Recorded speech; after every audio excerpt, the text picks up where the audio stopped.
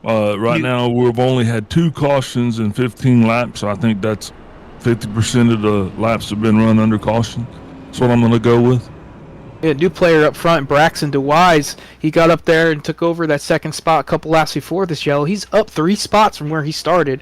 As you also see there, Ryan Rose down 5. We saw him losing spots under green here, but that might come back around and work in his advantage. Maybe he just wasn't burning his tires up, and now he's right back on the back bumper of these guys in front of him. So, all those tires, all that speed he was saving, he might be able to use some of it now. So don't get disheveled. Yeah, Braxton is actually driving the number 8 car, what you see on the track, but we're scoring him in the 15 car. So if you're wondering what that offset's about, but that's no big deal. But absolutely right, he is back up here on the front row. Going to be getting his start. He qualified 5th, so he's still going to be good. Yeah, all these guys pretty fast up front, so it'll be interesting to see how this all plays out here. We saw these guys getting by Ryan Rose as they come down for the green flag. 15 laps into this race, still a long way to go, 135 laps. Big jump by Levi Cox. He's going to get away as Chris Smith's going to get a little bit of the inside position underneath Braxton going down to turn 1. Josh Ward stuck behind Braxton as they go down to turn 1. He's going to try to go to the bottom, possibly get his nose underneath him as the two are side by side for second spot. Going to be watching that 31 cars. He's going to be trying to do everything he can to get around to 88, and he does. Yeah, that eight car really dove it in there deep. Braxton was able to take away that bottom position and ahead of Chris Smith, but Chris is going to get a run going off of turn 4 here. He's going to go high. Is he going to go low? Or is he going to sit behind and let Braxton try to work in on Levi?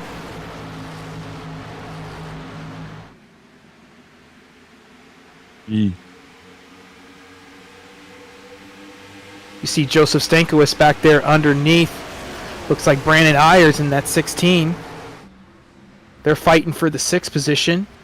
Brandon's going to dive deep on the outside, get the run as Joseph gets a little bit loose off of 4. He's going to have to sit behind him now going into turn 1 as he's going to be under pressure from Johnny Rapp. He's going to go all the way towards the wall. He's going to get a big run off turn 2 here, possibly even threaten Brandon for that 6th position, and he will. Big run down the backstretch. He's going to fly by that 16 of Brandon Ayers, and he's going to take that 55 of Evan Pieta with him. Definitely the story is that this young man right here is stuck on the bottom of that bottom line, and he's got the 16 car. He's not being able to make the power that he needs. So if you kind of watch this, everybody's slowly coming up to him, and they're actually just going around him on the high side. So he's kind of left a little bit helpless on the inside to defend the position, but that tells us a lot about this race going forward. So that lets us know definitely passing on the outside is going to be the way to go. Speaking side by side for the lead. Braxton DeWeese is going to get around Levi Cox. Looks like Levi possibly got in the outside wall there off of turn 4. Chris Smith's going to take advantage of that and try to get by the 54 for second spot as we see the 8 get clear and out in front. I expect a big run, though, from that 54 coming down the backstretch. Is he going to go back to the bottom here? Is he going to stick behind the 8? He's going to take a peek and go to the bottom into turn 3. We haven't seen the bottom really work getting by people so far yet tonight. That top line's been pretty tough to get pass anybody in that top line. 54 is going to get a run, though, down the straightaway here. Possibly have a nose on him going into turn 1. Doing situation 55 car. He's on the high side right now. He's got the 99 down low. These two have been side by side for position. Yeah, they've been side by side for a couple laps. You know that 99 on the bottom's got to be screaming his tires.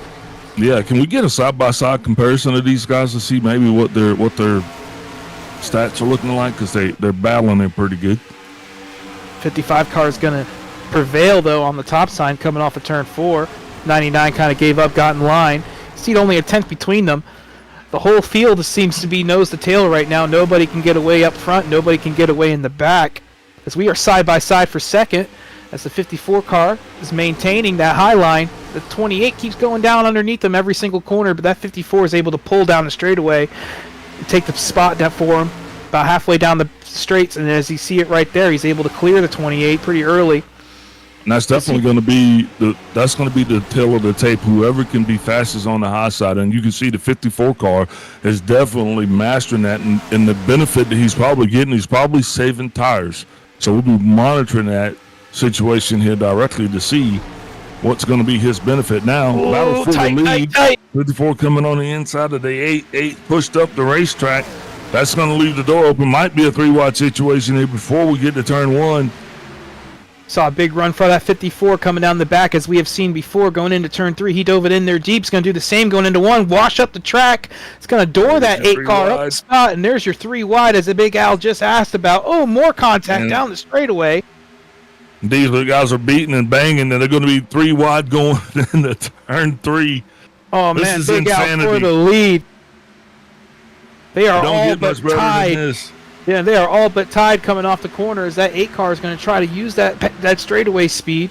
But they are really tight going down to turn 1 here. 54 seems to have an advantage in the middle. But it's anybody's game. None of these guys wanting to relent, just showing you how much confidence they have in each other. That's Levi Cox and Smith. Looks like the 8 car Luis is going to get situational advantage right now, but the 54 car is right there. He is at the door. The 28 car is kind of falling back a little bit. Smith has kind of thought a little better about the 3-wide situation for now, at least. Battle for the lead, side by side. More contact. 8 more car contact goes way up on the racetrack. And the 28 keeps going 3 wide because the 54 and the 8 keep making contact when they're side by side together. This is going to be interesting going down to turn 3. 54 is going to make that bottom try to work for him, but it doesn't seem to happen as he gets a little bit of that apron. He's going to get loose, and the 8 car will prevail on the top. Oh, big contact. 54 he's spinning on the front stretch. Start finish line. Complete pandemonium. 11s are spinning. This will be quite a bit to unpack. At least 3 cars involved in that one. But it was bound to happen, and then it did. Well, now we're going to reload it and take a look at it again. That one took a little longer to play out than I kind of imagined that it would have. I mean, we were 3 wide for at least a lap and a half. Well, this starts coming off of turn 4 here. The 54 gets a little bit of that apron, washes up the track in front of the 92 with Josh Ward. Josh Ward just gives him a little bit of a bump. I imagine they were just going too fast in that moment and wasn't able to check up in time. Sends the 54 right around. You saw the 11 there and a couple other cars go sliding through the grass, just trying to avoid. But they seem to be getting away clean there. It's the 99 of Joseph Stankiewicz. The 11 car of, I believe that's Brian Borsch. Yep, he actually had contact. Brost. Yeah, Brian Brost. A little bit of contact just checking up for that wreck, but they all seem to get away pretty clean. The only one that didn't get away clean was the 54, as we saw racing for that lead really tight there with Chris Smith and Braxton DeWise.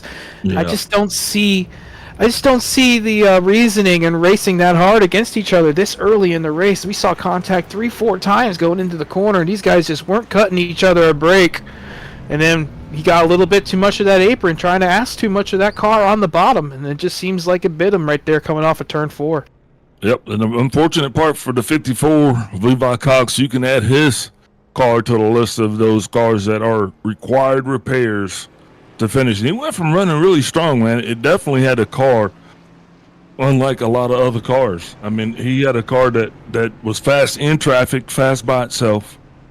And now he was making that bottom line work against Braxton, but he was just asking too much, especially going into the entries. He ran and got tight and ran Braxton up the track 2 or 3 times and forced it 3 wide himself. Let's drag him up here. Let's get a talk to him and figure out what's going on.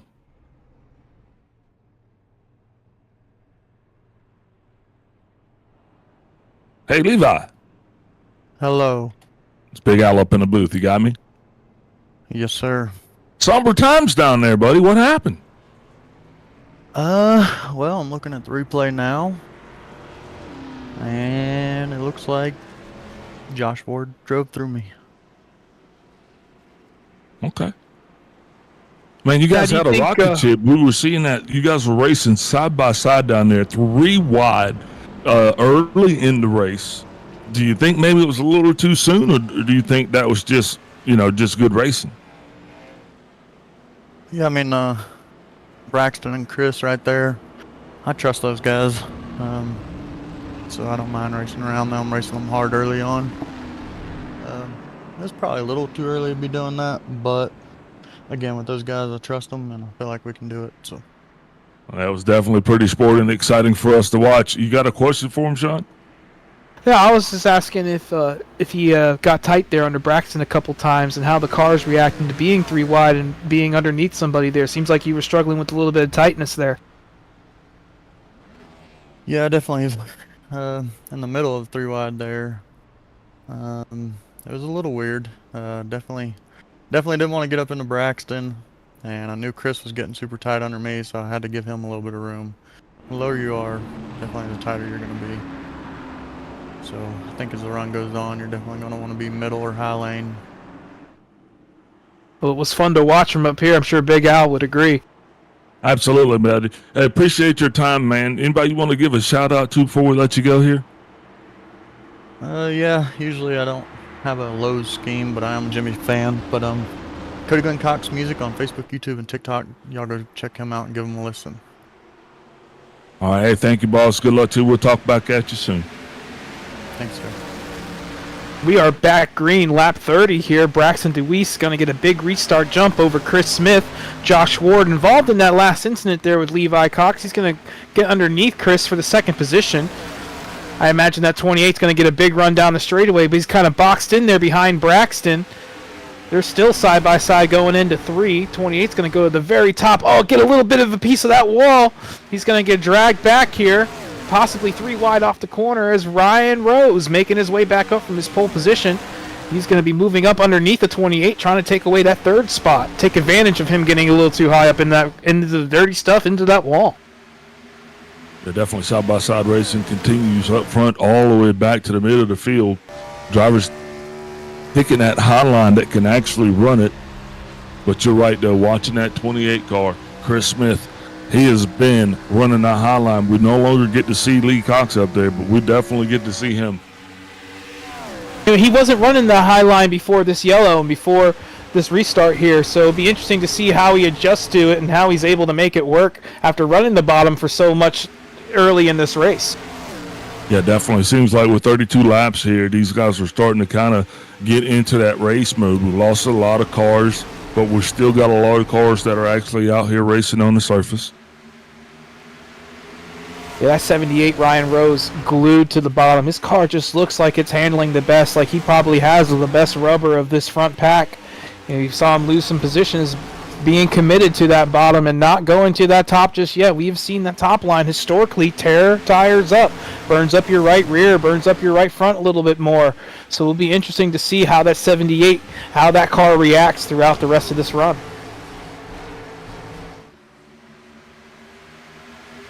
Big move there on by the 11. We saw him spinning just a couple minutes ago in that last caution, spinning about through the grass. He has been able to recover, and he's going to move to the outside of that 16 car, Brandon Ayers. And that's why I think we need to keep the cameras right now, because I've been watching this 16 car and this 11, and not just this battle heating up, but I do believe that if we kind of focus on that area right there just for a little bit, we might kind of get rewarded. What do you think? I would have to agree. These guys are racing tight. Patrick Colby and Scott Tompkins side by side in front of the 11. He's going to poke to the inside of Patrick going through the dog leg. Saw that 25 get a little bit loose. Oh, so does the 11. Makes a little bit of contact with the what is that? The 088 of Patrick Colby. They were both able to save it. Ooh, behind them, 3rd place right now, heating up. Ryan Rose making his way back up to the front, like we said, with those newer tires. Well, not necessarily newer, but they seem to be fresher as he moves his way underneath Chris Smith, who was 3 wide just a few laps ago. Yeah, definitely. That battle right there has ultimately caused these guys to slip back just a little bit. And that's allowed the 8 car and the 92 Josh Ward to go ahead and continue. The pass complete now by Ryan Rose as he gets by Chris Smith. Chris Smith going to come low. Oh, spinning down the back is the 74. Keeps it out of the inside wall. Another caution here, Charlotte. That's Ryan Andrews. Seems like a single car incident here, but that's only so far. Side by side going down into the corner. That's with the 67. Derek Fekay. On that blue He's gonna- line. Yep, That's as going to we get you just every saw. time. Yeah, we just saw it with the last yellow getting onto that apron. We saw it a little bit earlier. That blue line's been taking out some cars tonight, but this one's going to get away clean. The caution's going to be about the biggest consequence of that spin. Didn't seem to make any contact. Pretty good job by him, keeping it out of the wall, keeping it clean. Yeah, at no cost, that blue line is not your friend, ever. And he became a victim of the blue line special. Oh, yeah, and he took a big chunk out of that. He went on the blue line cruise line. Took a blue cruise. Yeah, kept it out of the wall, though. That's what matters, so he's going to live to see another day. See the 5-car getting the lucky dog. And that's probably going to play into the strategy here. That might affect their tires, because I know right now guys should not be expecting to come down. If you see the large majority of the lead pack still out on the race surface, these cars 50 to 55 laps is what they're going to be wanting to run. Now, with all of the cautions that we're seeing here, I think that might even extend that out to maybe closer to 60 laps. So you're going to see these guys here trying to stay out as long as they can, trying to burn these tires down, because that'll allow them the freedom to kind of choose what they do with the other two sets. And with a race like this, too, with as many yellows and as many incidents as we have had, you kind of don't want to lose that track position. You don't want to get back there with the squirrels and get your nuts cracked. And that's kind of it. It's kind of the big plan is you want to stay up front, control your own destiny up front here. If you're Braxton, Josh, or Ryan in the top 3 spot, and how many of these guys that are pitting are getting damage fixed too, but they're not necessarily getting tires every time. So it'll be interesting to see if any of these guys do take tires and are able to get their way back up towards the front through the pack.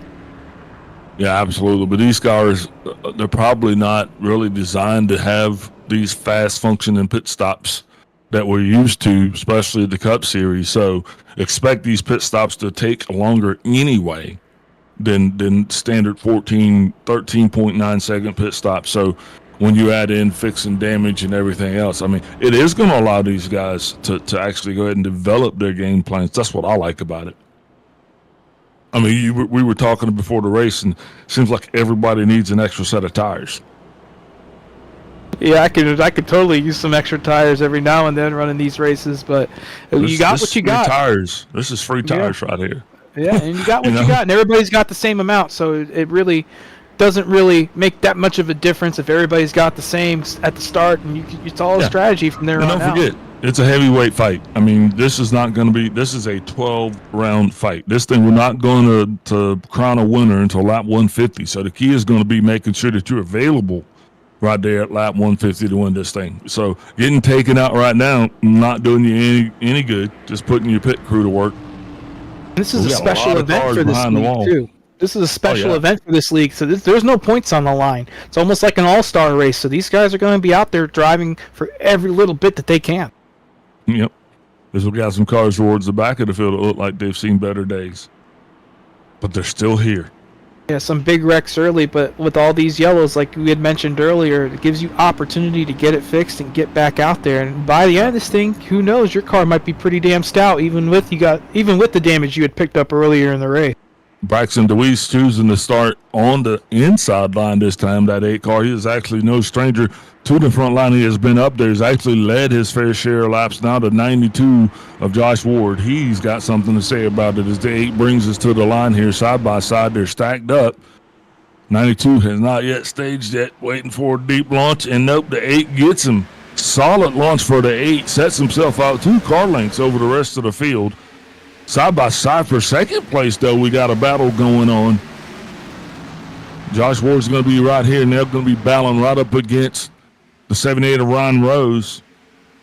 Both of these two guys actually circulated back from the back to the front. Now they're side by side, trying to figure out which one has the best shot at actually contesting for the lead. The 55 car now is going to stay below the 78, getting on that blue line. That's going to cost him deep. He goes low, comes back up high, but now he's going to be out of the way, but that's going to allow the 55 car to actually pull up beside him. He's going to lose at least one slot for that one. That 55 of Evan Piento has been slowly chipping away at these leaders since the start of the race, has kept his nose clean, been playing it really smart, takes that advantage of the 78, hitting that apron, and takes away that third spot from him. Yep. As Josh Ward closing back in on that leader. You saw Braxton get away by 3, 4, 5 car lengths at the beginning of this restart, but that 92 has been able to reel him back in as they go down to turn 1.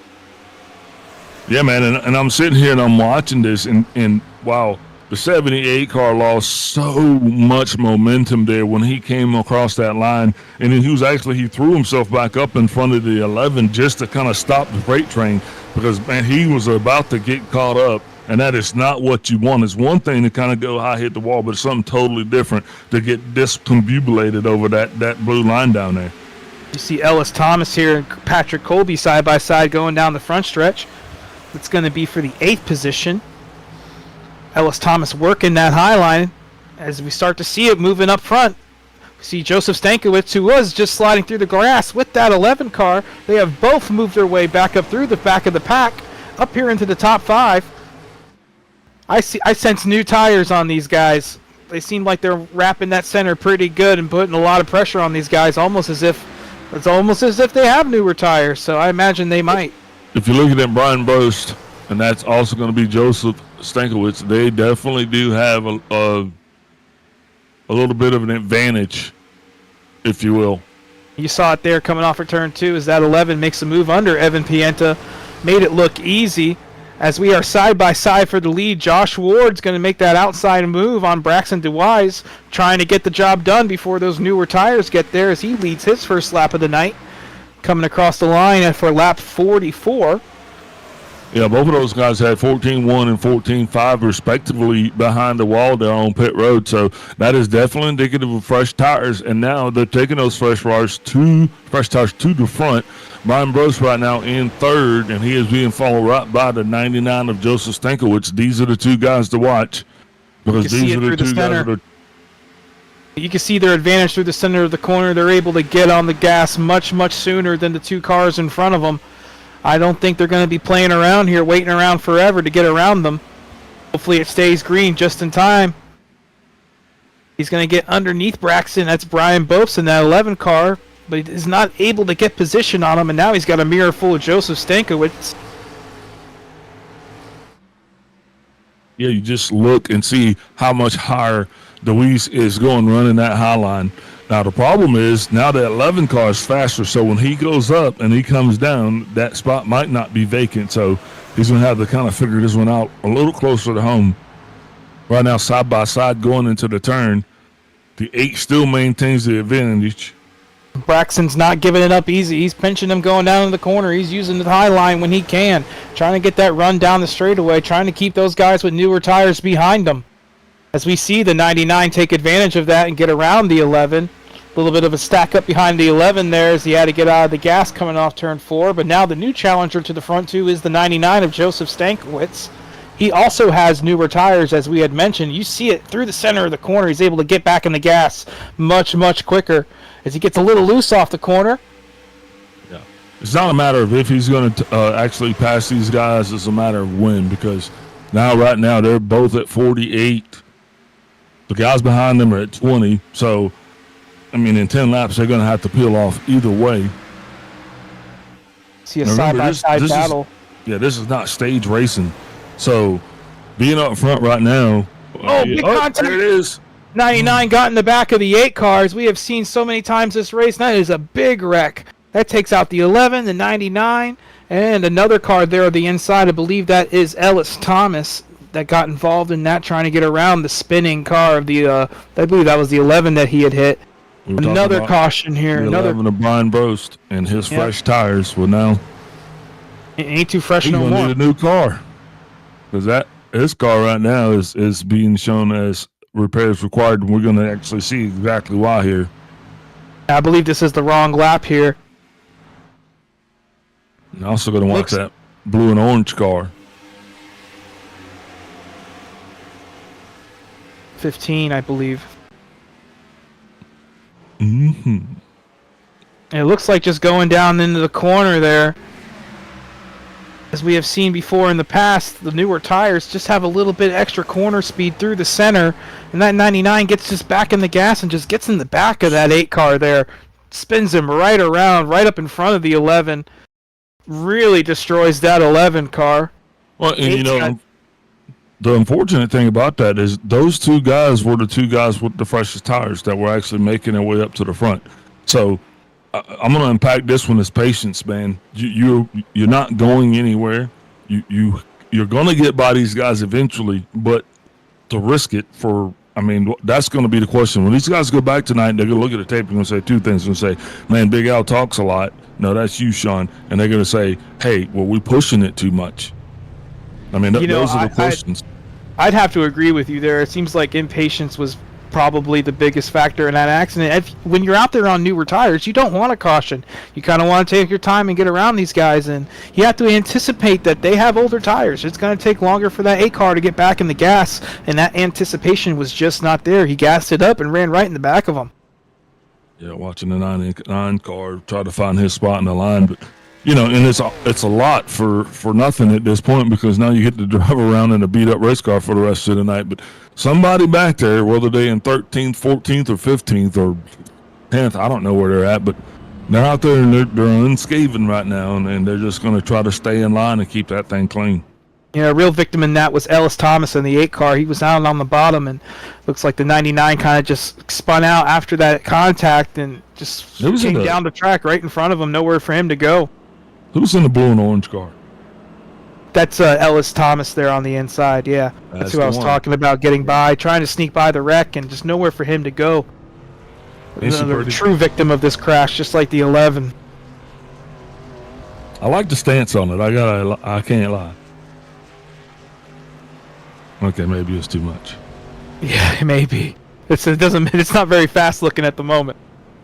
Yeah, It's just a lot of impatience there. It's still not even about a third of the way through this race, and these guys, driving through each other like it's the last lap. You have newer tires, you have an advantage over those guys. You can't get frustrated if you can't make the pass immediately. You got to work your way around them. Patience, grasshopper. Oh, you got to allow the strategies a chance to play out. You got a lot of tires a chance to warm up. You got to burn a tank of gas through this thing.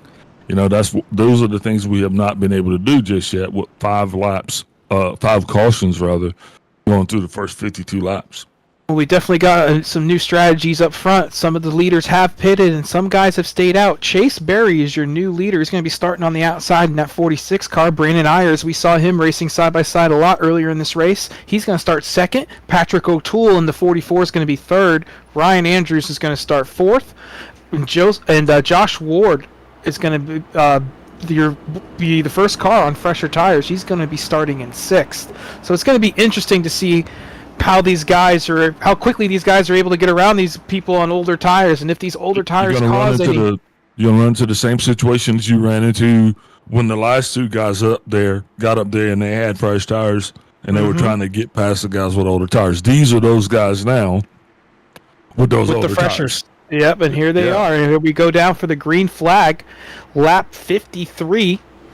As we see a big jump there by Chase Berry on the outside. He's going to get clear. The 74 is going to get loose, and there we see it. There it is. Big incident across the start-finish line. The 74 and the 16 in a pile of debris and smoke getting past the start-finish. These were 2 guys that had been up front for the majority of the contest. I mean, and we've been talking about it. So, we're gonna have to sit and keep picking this thing apart, though, until we get down to the bones.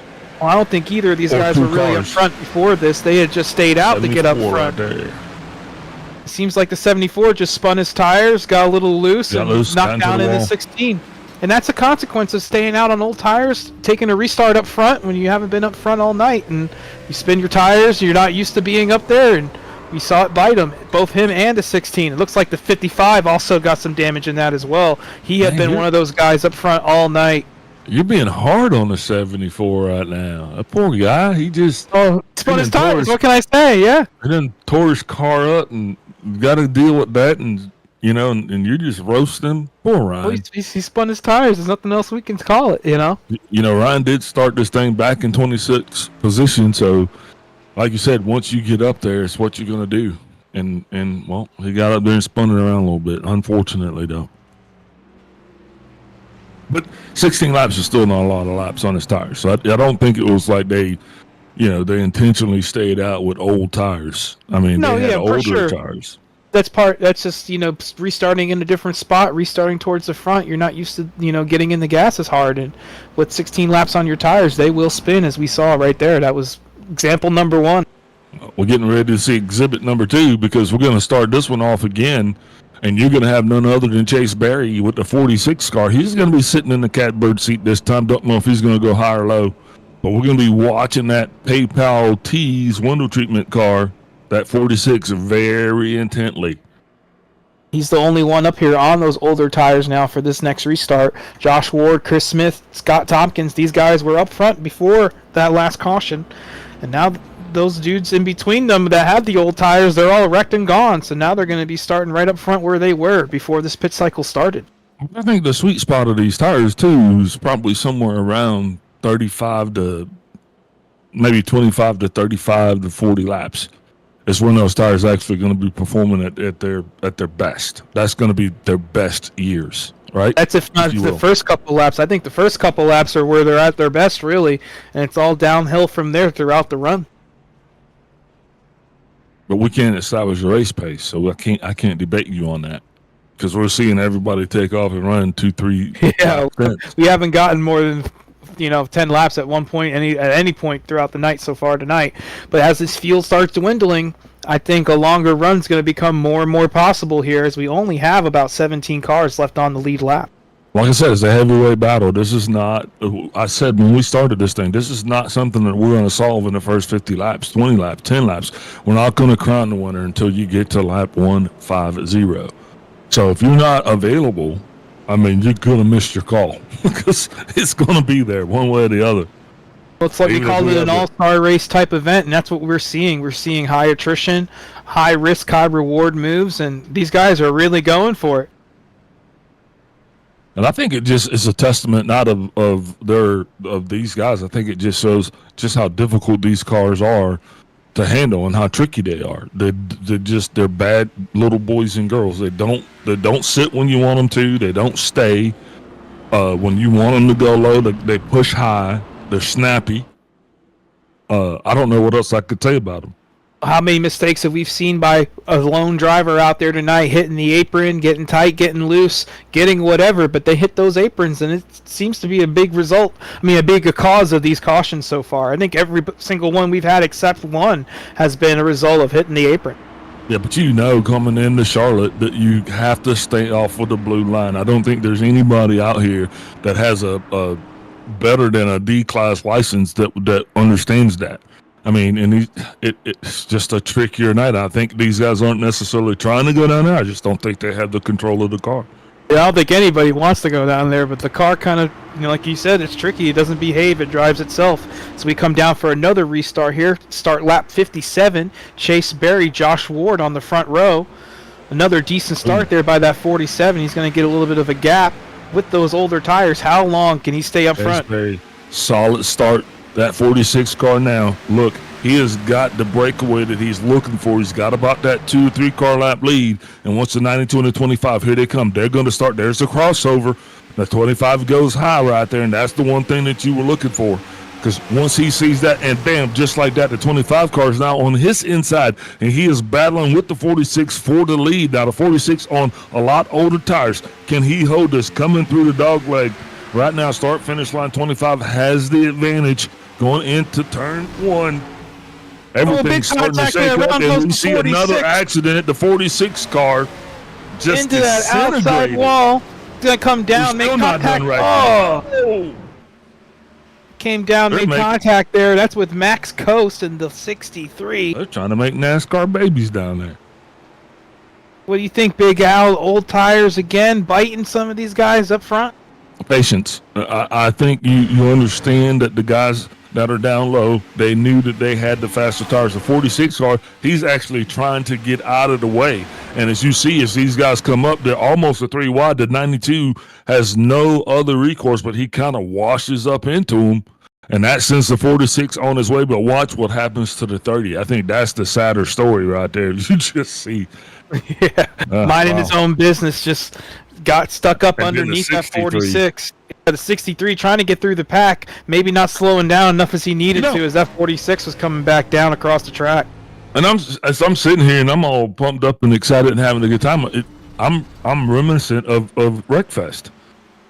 It's like these guys are playing Wreckfest. You see a big get lift out of that 46 coming through the second dog leg. Looks like his car got a little loose, and that caused the cars behind him to kind of stick their nose in there, and they were 3 wide going down the corner, just not enough room between the 3 of them, and you saw the 46 get spun around there by the 92 and then go sliding back. Yeah, great racing, but it all ended in gathers, you know? As far as everybody that's in the stands is concerned, this is literally like what you will see with the last 10 laps of the race. So if we keep doing this, I mean, we might be down to like 3 cars, but it's still going to be exciting, right?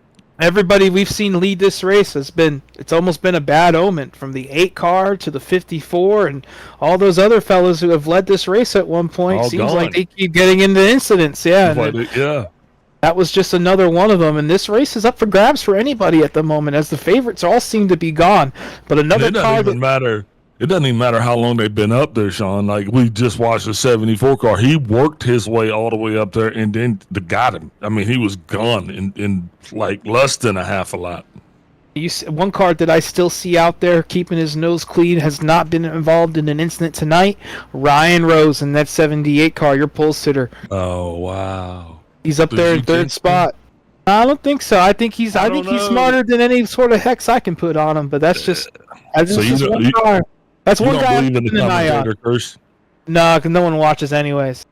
If I was working for NBC, it might be a little different. Millions of people, you know. Yeah. But we're fighting for 62 views here. Every single one of you guys matter. If there was a hex, and not many are going to find out.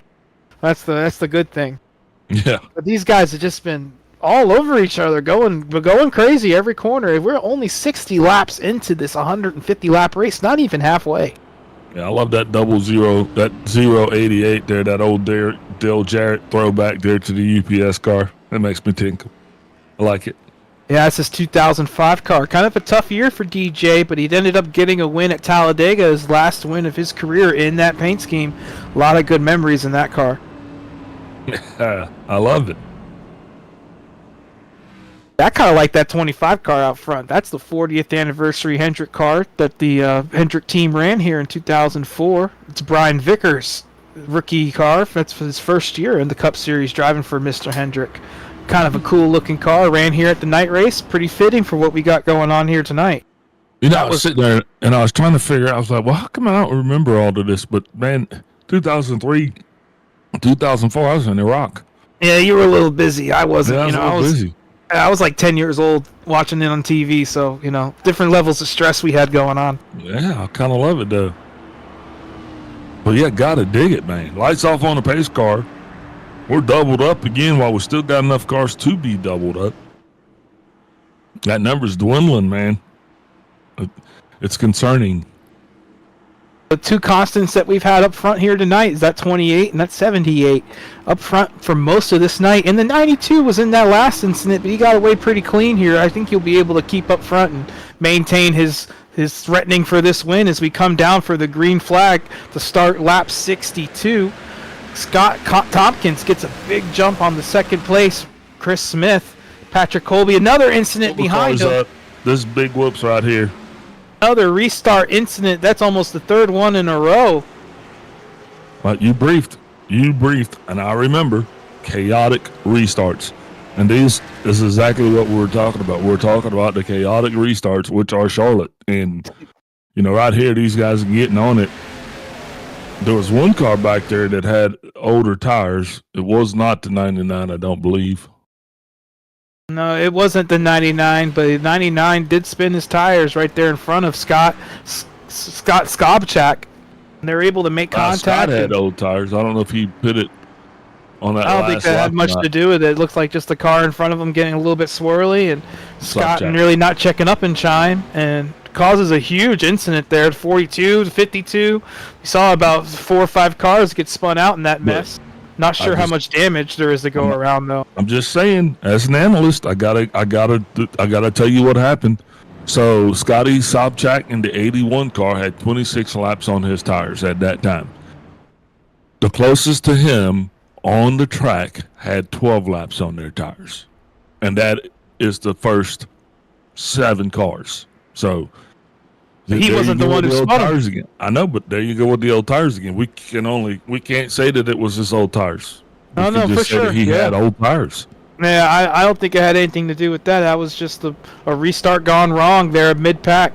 We see it time and time again here on iRacing. Sometimes with these restarts, one guy makes a mistake, it's a big accordion effect, and that was just another example of it, like we saw a couple of cautions ago. He's doing everything right at that point. He's somewhere towards the middle back of the pack. He's on older tires. He's trying to keep running his strategy. He knows there's nowhere for him to go, are faster, but yet he never even gets a chance.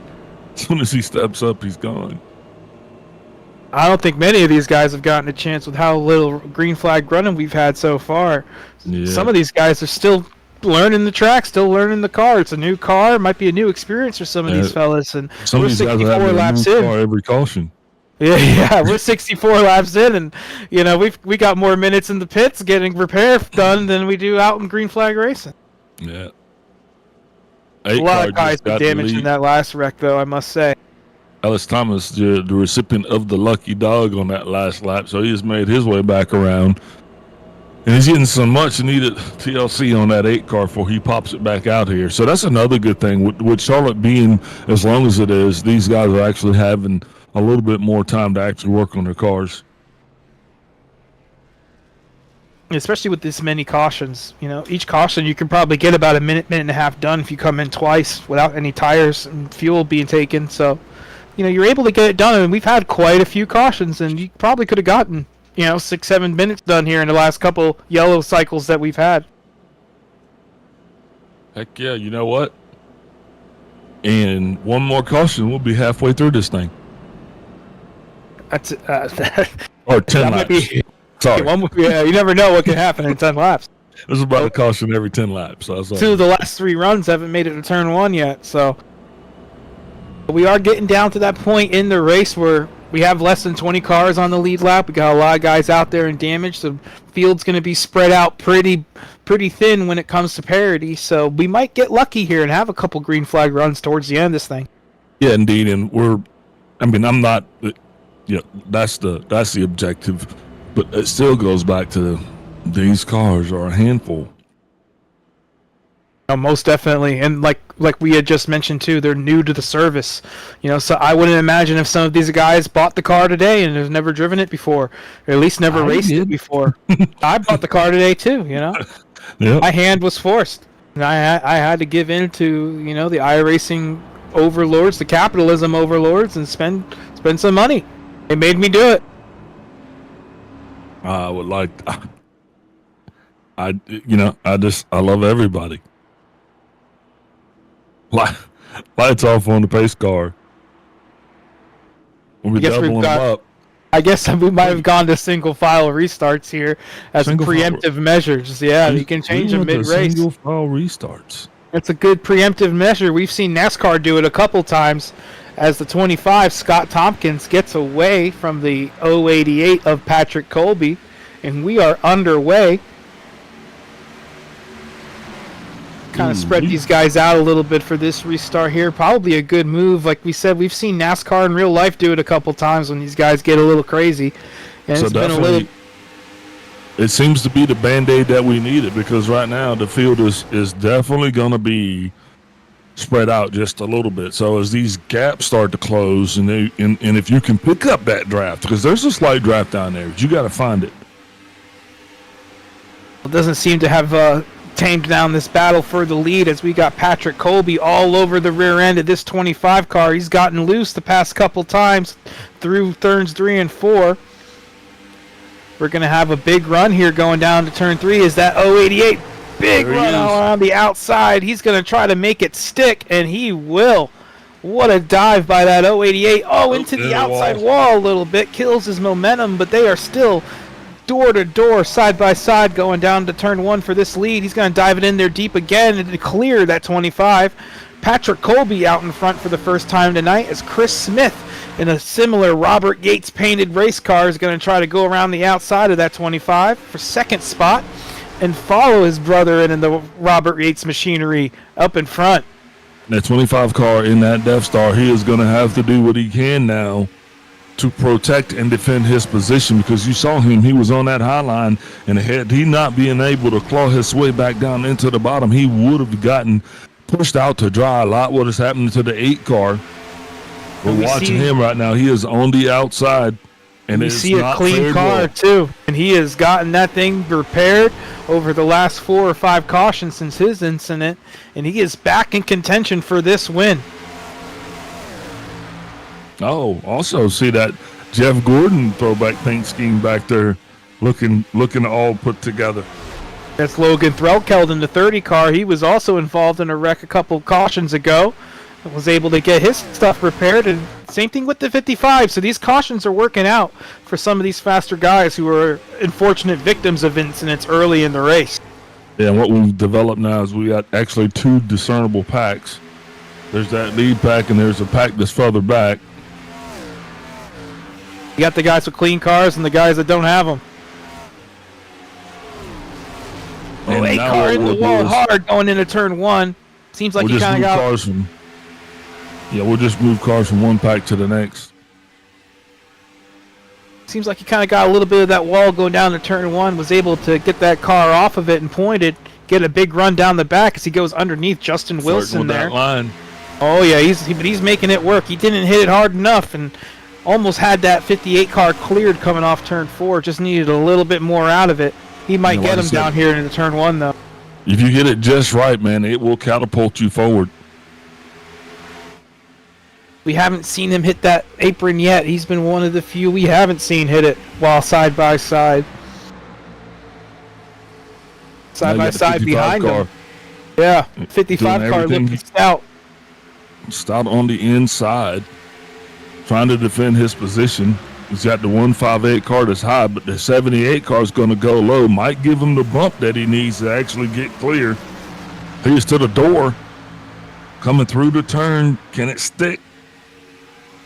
Drag race right now. Yeah, you see it out of that 55 car a little bit sideways on entry and exit there. Drag race at turn 3. Behind him. These guys kind of stacking up here behind the side-by-side battle. Now they're running through that dog race. This is what determines how you get set up to go into turn 1. As you see in cars making constant contact with that outside retaining wall. They seem to have worked it out. I must say that 55's been one of these cars that had also gotten damage on one of those restart wrecks. Got it repaired, and he's back up here in the top 10 fighting for a chance to win as he almost gets that 58 car around. Was able to check out of that move. They seem to have made a little bit of contact. Great job by that 58 and the 55, playing a little bit of a preventative measure, not causing a caution where they need it. It is the 28 car, Chris Smith. I've been sitting there calling it the 25 car. It makes more sense now. He is a new leader. Throwback. Yeah, he is a new leader. We have seen him get around that 088 of Patrick Colby at one point, and he is now leading this race again. Led it early on, kind of fell back when all the calamity started, and now he's worked his way back up front when it counts.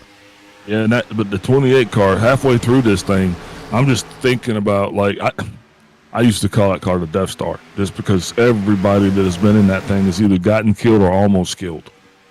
Oh man, that car's got a lot of bad luck in its history, but some good luck as well. It's won a lot of races, won a Daytona 500, won just about every crown jewel it could for the years. I remember that car as a Ricky Rudd car. I don't think of all that sadness. Kenny Davey Allison is the big one, I guess, right? Side by side for second. You see that 088 was working pretty hard early in the run. He might have burned up his stuff as he gets underneath, or he gets to the outside there of Scott Tompkins, who is continuously working that bottom. That 088 just seems a little bit tight there on entry. That 25 is making that center roll every time. Does he have him clear off of turn 4? He will. New second place car, Scotty Tompkins, working his way back up front after leading this field to the green flag. As we see that 8 car, Braxton DeWeese, slowly but surely chipping away, trying to get himself back up towards the front where he was for most of the early part of this race. Taking his time, though, knowing he might have a little bit better stuff than the rest of these guys. Yeah, I'm here to go side by side there, watching that 55 car and the 85 beating off each other with the 78 and the 92 doing the same behind them. The big thing right now is, are we going to actually garner enough laps to get a green flag pit stop? Guys, about halfway to that point right now, the leaders are. So, and with this thing being spread out the way it is, we're definitely seeing a lot more safer racing, I guess. We got the 88 battling the 8. That's that 78 there, Ryan Rose. Your pole sitter trying to make that high line work. That's the first time I've seen him on that high line all race, as he gets back underneath Josh Ward with a big run down the front stretch. He's going to go 2 for 1 here. Try to get 2 positions in 1 lap. Doesn't seem like he's going to get that 92 car cleared off turn 2, and you're going to see a big run by Josh Ward down the straightaway. But they are going to stay side by side going into turn 3. Ward just been fighting all night, it seems, trying to keep that car clean and keep it relatively up front. He has got the fastest lap on the racetrack thus far. We saw him involved earlier with that caution about 2-3 yellows ago with that 46 car. Chase Berry, seems like he got away from that without much damage on his car, if any at all. Has been able to maintain this top 10 position, and now he's fighting back underneath of Ryan Rose. Gets that nose in there, maybe a little bit of contact going into turn 3, and they are fighting hard for that 6th position. Yeah, definitely. One thing we're going to be watching is they're approaching the 42 car. Lap traffic, that is going to be the tell of the tape. How well do the leaders actually navigate and get around the lap traffic as they come to it? Because they are going to have lap traffic for the foreseeable future. Yeah, there's a whole lot of lap cars out there. It might not be 1 or 2, but I think somebody might play a role, as we are 3 wide here. Patrick Colby, and here comes that lap car trying to make it interesting, as Patrick Colby has to check up for him. We had Evan Pineda in the grass. And that's what we're talking about. Yeah, that made it pretty interesting. These guys were 3 wide behind that lap car, who was going pretty slow there with all the damage. Really made it interesting going through that dog leg. But they seem to have all survived and gotten through it to live another day. You know, that's the thing. When you come up on a lap car, it's just crazy. You don't know what to expect. You don't know if that guy's car is handling correct or not, you know? So you just kind of hold on and pray that he does too. Well, there's a reason they're running slow. It's because those cars are not handling good. Hey, and you catch them a lot faster than you think. Especially in a position like the dog legs, when you're already sideways, you're already fighting with the ill handlingness of the car, and you have a moving chicane in front of you like that, it's going to cause some problems, and it sure did. Yeah, you can definitely look at the lead the 28 of Chris Smith now has over the rest of the field. I mean, he literally got that almost half a second lead just based on passing the lap traffic. So if that's indicative of what we're going to see here tonight as far as racing and fighting, then it's going to be a long night for some guys. Scenario work around another one right in front of you. Yeah, they're going to work around another slow car. It's James Danforth running in the 19th spot. He's going to go 2 laps down. But he seems to be holding on to that top line, not really causing as much of a mess as the last one did when these guys were 3 wide. The lap guys have the right to race also, so we're not saying that they don't get the right to race. We're saying that it's an obstacle on the course that you have to be very cognizant of. Oh, it's always going to mix up the battle for the lead. You know, you can't always catch them in a perfect spot in the perfect place, and that's part of the strategy of it sometimes. Yeah, that 28 car definitely enjoyed a little bit of a breather there that he received, because now the battle is actually behind him, and that battle's for second place, and it's involving the 25 of Scott Thompson and Braxton DeWeese. But his name is not on that. So he is just being able to drive towards the sunset. And that's a great place to be in right now. He's managing that gap, taking care of his tires, running that bottom. You know, he's running fast enough to where the 25 and the 8 car don't catch him super quick, but they are slowly and surely chipping away at his lead over these last couple laps. Yeah, and also you got Josh Ward and Justin Wilson. Josh battling that 4 car. These two have been actually going at it here for a while. No pass yet complete. No faster car yet identified. As we saw the 25 car, I think just the 8 got into the wall just a little bit. Speaking of lap cars, we got a pack of 3 of them right in front of the leaders right now. 99 Joseph Stankwitz going to hold to the bottom as that 28's got to change lanes and try to go to the top. It's going to give that 25 a run on him down the straightaway. Is he able to take advantage of the 28 getting held up there just a tiny bit? The 25 is going to go to the bottom, but he's going to get stuck behind another lap car there. 28 still has to bend it around on the top in order to make it work. Definitely seeming more comfortable on the bottom line, but he is making it work on the top as he is currently leading the field in the turn 3. Everything's good to go. Wow, he thwarted the attack right there. Trotted off, lived to race another day. Another big run here by that 25. He had to go to the top to get around Ellis Thomas. The 28 took the bottom. That's going to give him a run down the straightaway. He's going to close in on the back bumper of Chris Smith, try to maintain that gap and stay close to him. And that's going to, he's losing that half a second lead that he had is now down to just 0.2 of a second. So what a big deal traffic made. Yeah, I feel like that first lap cars they had caught in that pack kind of caught the 28 off guard. He went to the bottom, had to change lanes around him. That cost him a little bit of time. But he has been able to keep the lead and not give the 25 too big of a run and put his nose inside or out. That's now, right now, the 25 has his relative being consumed by the 8 car. Because Braxton DeWeese is definitely on a move. Now, he had incidental contact with the wall, which actually caused him to disengage for the battle from second. But now he has his legs back underneath him, and he is slowly reeling the 25 in. And that's taking all of his attention off of the 28 to leader. Yeah, his car's working pretty good to the center of the corner. I feel like he has the best rubber of these front 3. He's going to try to make it work around the outside here. He's going to stick his nose to the outside of Scott Tompkins. Not able to maintain that position coming through the corner. The 25 is going to come up and clear him. He's got almost 10 lap newer tires, 9 lap newer tires here. He's going to be making his move to the inside of the 25. Now, these guys are within 10 laps of actually having to pit. So there's no way that we're thinking that they're actually going to be, how competitive can you be when your tires are at the end of their lifespan? They're looking pretty competitive right now as that 8 car makes that move underneath the 25. Going to take away that second position. That might be bad news for the 28. He might not want to see that 8 car in his mirror at this point in the run. Still a long way to go. Still a lot of time for that 8 car to get there and make a move. And you see his tires working better as the 28 gets tight through the center. Well, they got to make one more stop regardless. There's going to be another pit stop coming up here soon. One more stop regardless. And whether that's under yellow flag conditions or green flag conditions remains to be seen. But that pit stop is actually going to be showing up here a lot sooner for some of these drivers. How much fuel had they saved underneath that yellow flag will play a big role in that as well. But I imagine they're going to want to get to the pits pretty early in that run, prevent some people from short pitting, prevent some people from making an undercut on them.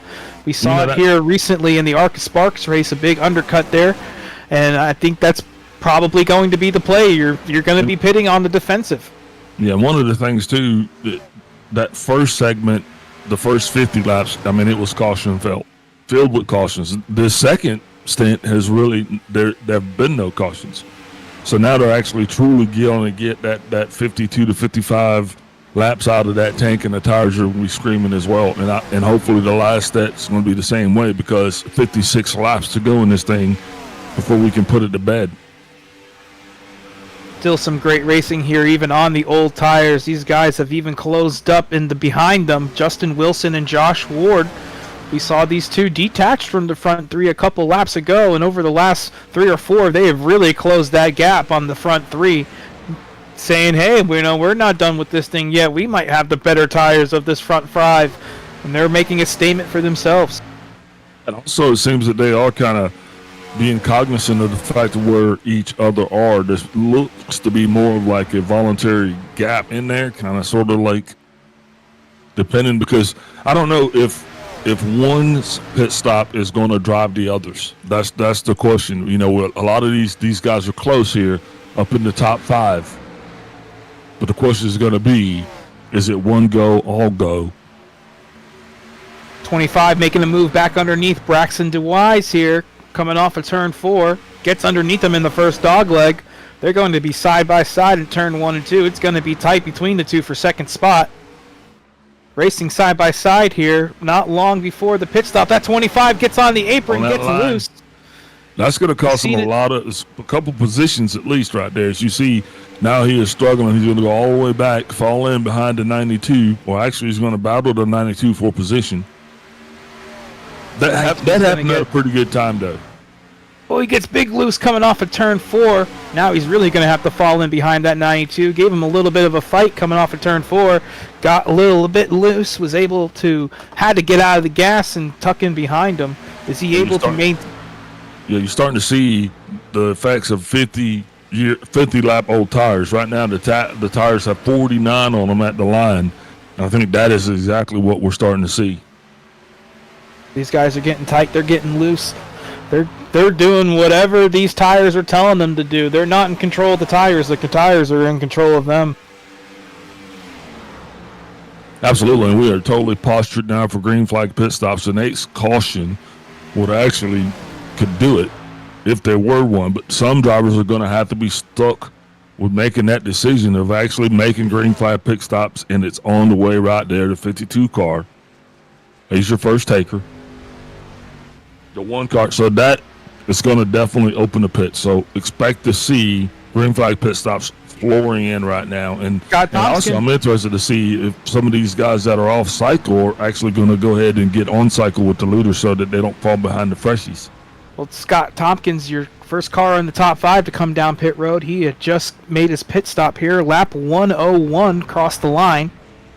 How many more laps are these front guys going to stay out? He was running 5th spot when he came in. You see Andrew Myers on pit road. Yep. Chris Smith should be coming soon, along with Justin Wilson. Ryan Rose, Patrick Colby, these are the names that we should be looking for coming below the line. The 55 to double 88 are down. That puts 7 and 8th on pit road. Got 3 cars that were in the top 10 have already made their pit stops. When are these other guys going to come in? It's going to make a big difference in who's able to stay up front for the last little bit of this race. I'm impressed that Chris Smith is actually going to go one more. That's answering a lot of questions for us, but, really we don't need the math on. 53 laps now he has under his seat. We've seen any sort of tire delta make a big deal tonight. New tires have meant the world to some of these guys. So staying out longer here on this fuel run, give them fresher tires towards the end might be the play here. It's a delta of about 1.1 to 1.3 seconds. That's the difference between fresh tires and the tires that they rolled off at 52. They are losing a bunch of time every single lap to Scott Tompkins, who had already made his pit stop. But that's the only one of these guys in the top 5 that has made their pit stop yet. So seems like at some point they're not going to get that. They're not going to get that time back. So these guys are going to have to make a decision that you're going to have to get on fresher tires if you're going to want to catch this guy. Because although he was running to the end, how much time at the end though is going to be the difference. Your 3rd place runner, Justin Wilson's going to come and make his pit stop here. 46 laps to go. He was running in 3rd. It's going around again. We'll have to see where he comes out in relative to that 25. And here we got a car in the wall in turns 1 and 2. The 44, Patrick O'Toole. He was up in the wall pretty hard. No caution, though. He gets down off the track. He's going to have to try to limp it home. Is he going to stop? Oh, I believe so. Leaders are on pit road, though. He was able to tow and not cause a caution. Front 2 leaders, Josh Ward and Chris Smith, both on pit road. I'm sorry, Braxton and Chris Smith on pit road. Josh Ward stays out. You see the replay of that 44 getting into the outside wall. I thought that might be a caution there. These front 2 were pretty lucky and got down as the 44 towed. The last car out there without making a pit stop is Josh Ward, at least the last car that was in that top 5 from early. They're watching Chris Smith. There he comes. It'll be interesting to see where these guys come out in relative to that 25 car. As we see Chris Smith coming off pit road, that 25 car already passed him going into turn 2. 55 of Evan Pieta is about 2 seconds behind the 25. He had also made a pit stop around the same time. And then 58 of Justin Wilson with a couple laps fresher on his car. He's about 2.5 seconds behind Scott Tompkins.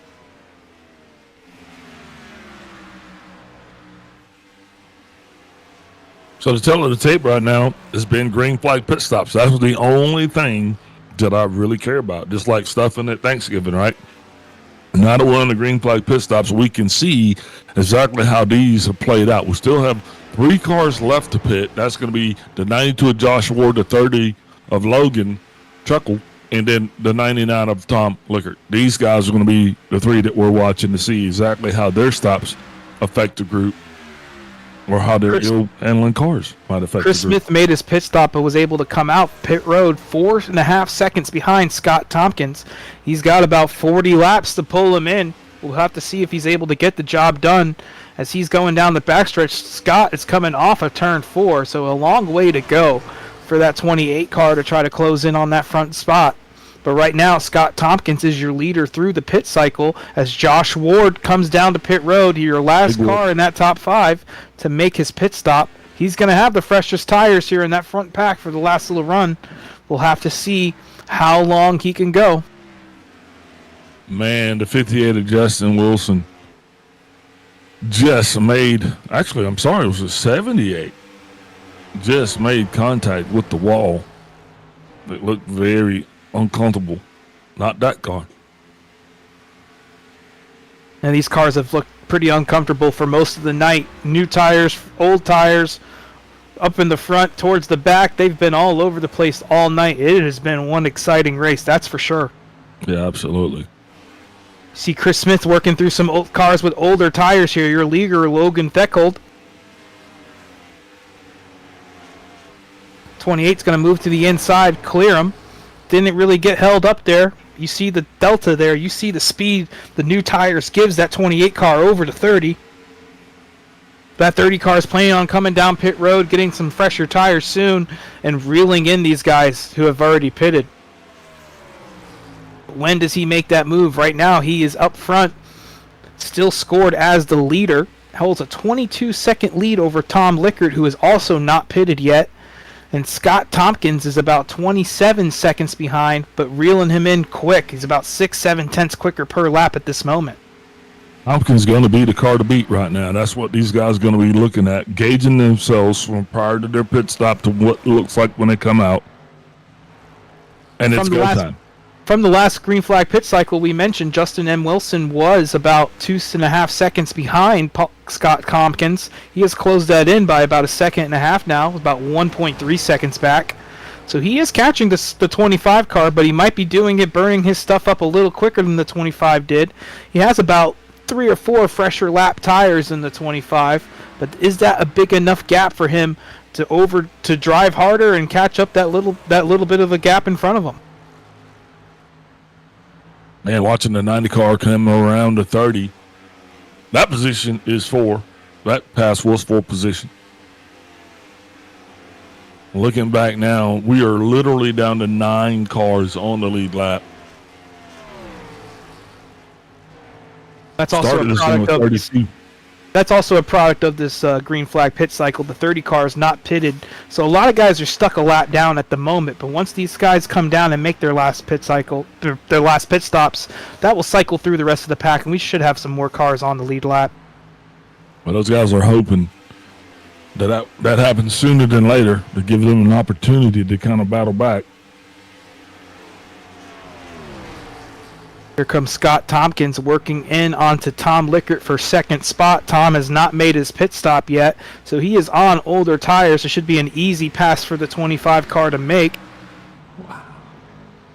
The 30 car is on 57 laps on this equipment right now. Which we were actually looking at. That tank. Yeah, we're looking at actually it being 52 laps was, I believe, the advertised. 8 car down on pit road. That's the 15.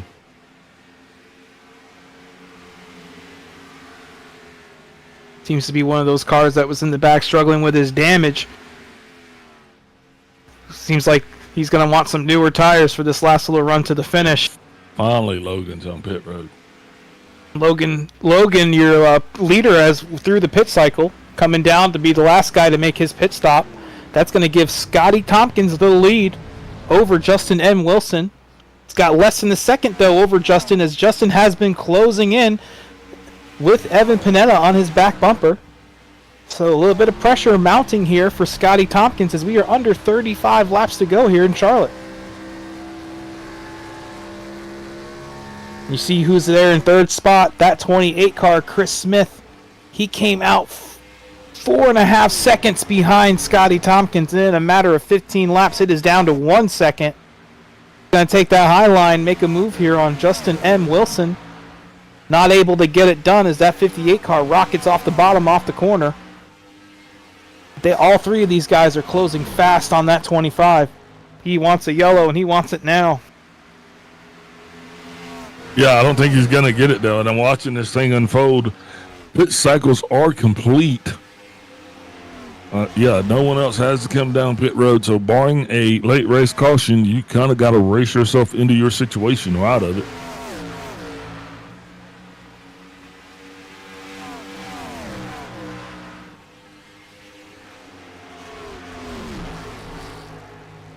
.28 still peeking underneath the 58 here. That's going to be for second spot. He might want to get this job done before they catch the 25 and before that 58 gets some clean air. How hard has he burnt his stuff up trying to close in that 4.5 second gap that he was behind? That is a big gap to close in 15 laps, so he must have put some abuse on his tires, I imagine. That's an understatement, Sean. I mean, he actually has been running some of his fastest laps, but at what cost? That's going to be the question. Now, they might have another set of tires behind the wall, and should a late race caution come out, that might work out in their favor. But right now, you're going to see how this affects him as far as competing here for the lead. Right now, got a little bit of that apron. Yeah, he got that 28. Got a little bit of that apron off of turn 4. Had to get out of the gas. Caution is out. That changes everything. The 099 car sideways. Stopped going into turn 1 there. Kind of a weird place for a car to be stopped. I imagine he might have gotten loose through the dog legs or something.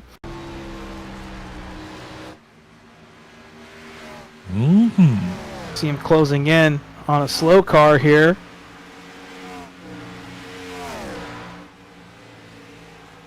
Ooh, seems like some type of weird, something happened there. He hit the outside wall. Yeah, that's what he had said over the radio now. An issue with peripherals or controllers. Very, very weird incident here, but that is going to shake things up for this last little run to the finish. Some of these guys, I imagine some of these guys still got tires left, so we should be seeing anybody who does coming down on pit road.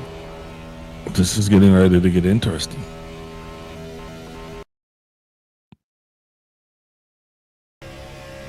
Yeah, he was alive right here. Everything's working good, and then locked up. It almost looked like he blew a tire or something. That's how it looks. No, it looks. No, I think his controller just kind of like lost signal. I can hear him on the throttle too, sitting on the track right now. You see the throttle's pegged on the tachometer right there. That yellow light, there he is, getting out of it. So yeah, definitely a hardware issue. Is that throttle was stuck when that car's broken down into turn 1. All right, lots of takers to pit road. This is going to put this thing back together. We've got some cars going to stay out. Lots of lap down cars that we'll be watching as they will be receiving the go around.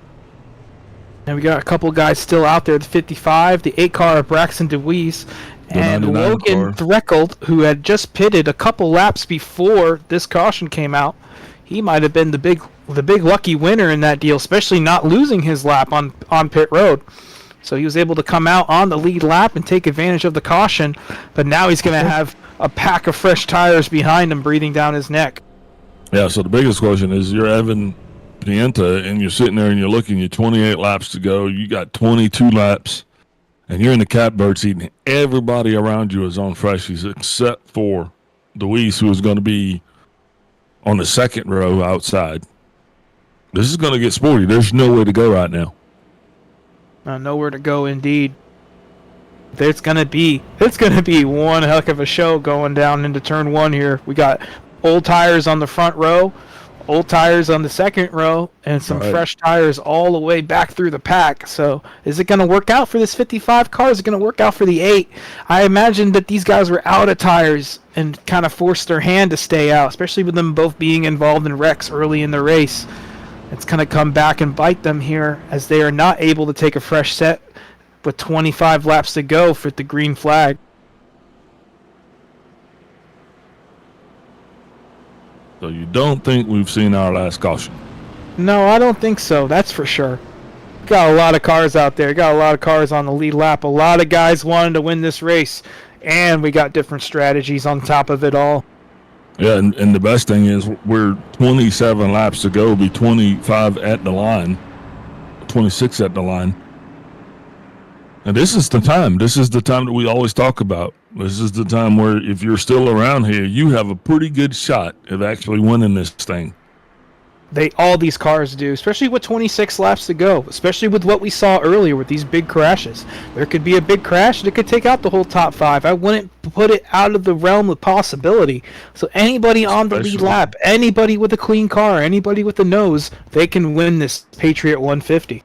Especially with both cars up front now, first and second, having greater than 20 laps on their tires at the line. That's been our recipe so far. So yeah, we haven't seen it work out for many guys tonight, but this front row, they've been pretty clean. They've been pretty smart all night.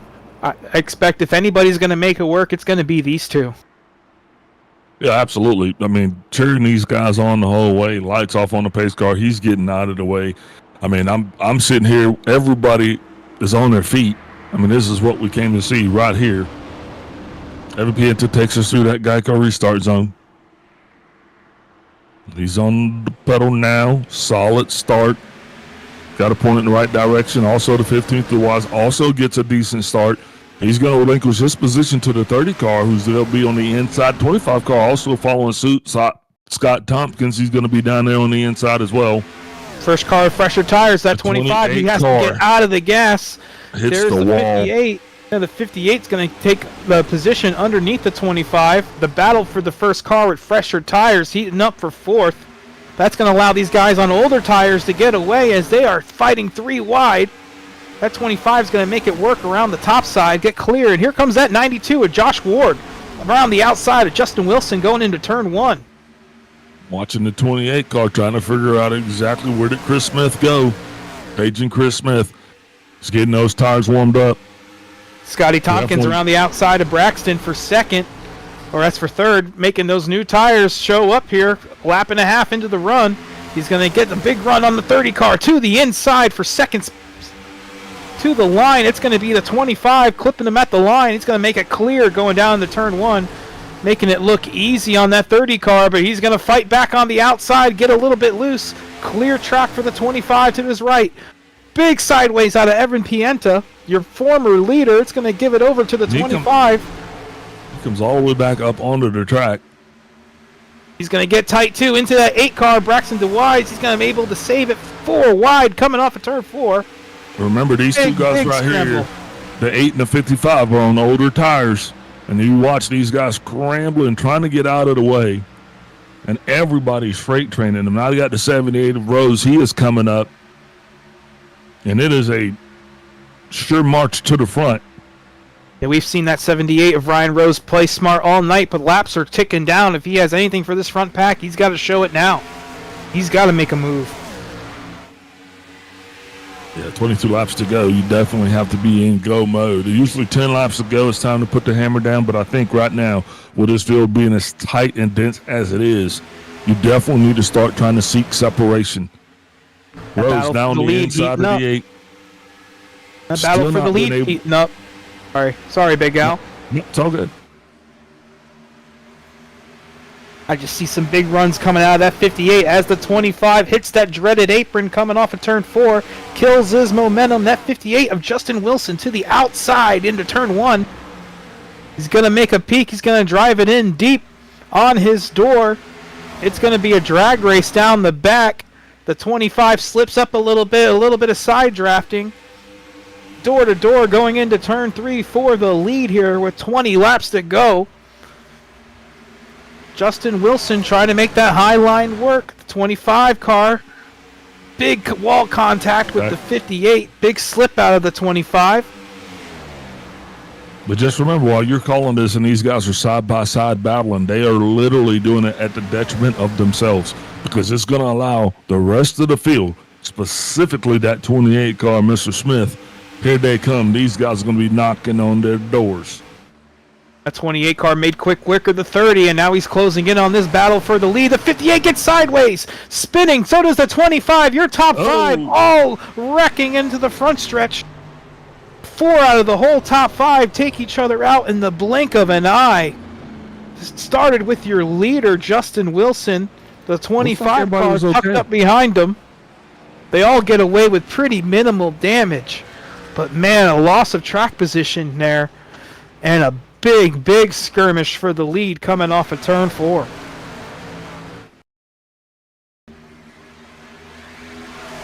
Looks like that 58 car just got a little bit loose, had to get out of the gas right in front of the 25, and it was a chain reaction from there. The 28 into the back of the 25, the 92 into the back of the 28.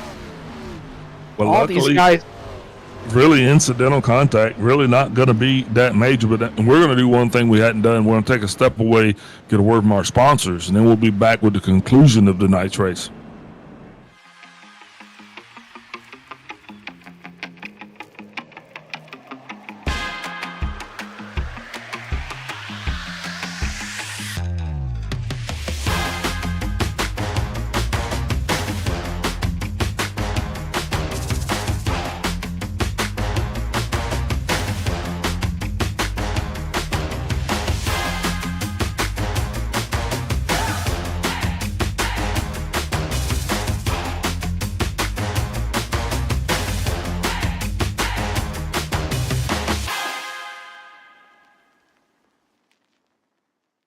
Hey partner, I'm Barry, your pocket crew chief, the very first AI-powered mechanic for sim racing.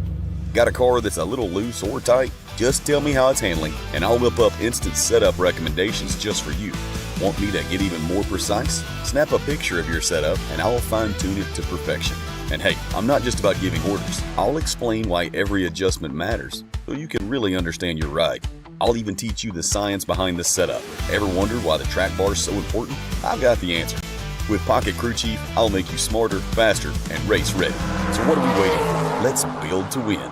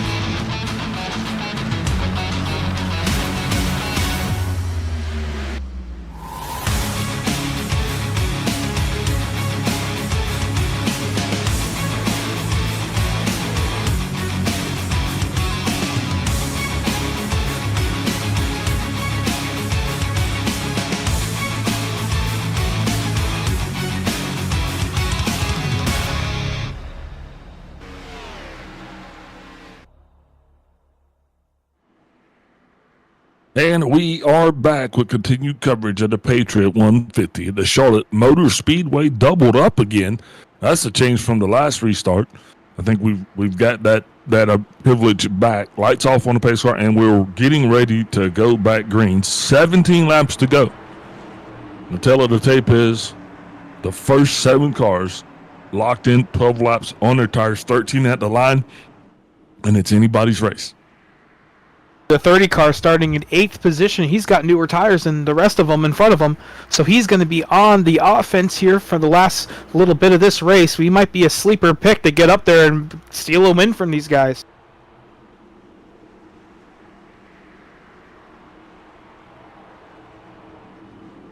So one place to find out, and that's right here. Green flag out, and we are underway. Our leader, Brandon Ayers, the 16 car.